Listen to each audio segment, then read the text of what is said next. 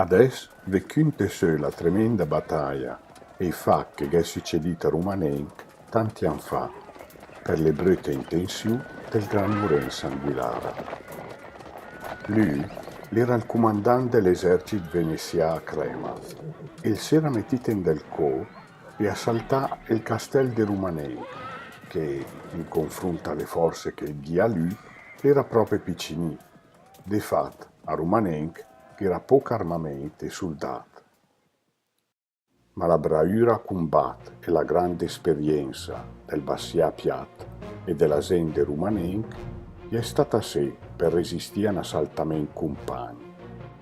Alla fine della storia, i cattivi propositi del Lorenz gli è servito a negò per lui. Il Gerolem Zartì, nome istruito che l'era poi il dottor del paese, l'è stato buono di mandare via dalle mura del castello tutte le scere dei soldati che il Lorenz l'era riuscito a mettere insieme per il suo complotto. O glorioso San Giorgio, te che ti siete il protettore della nostra patria e che ti comanda l'esercito del Signore, perché de banda de nome.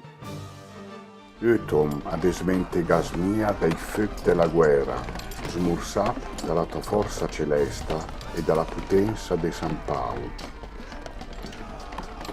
Alla fine della battaglia, gli è stati i nostri nemici che ga perdito, e la gente Rumanenc la ga pudita alzarsi al cielo e stendar della vittoria.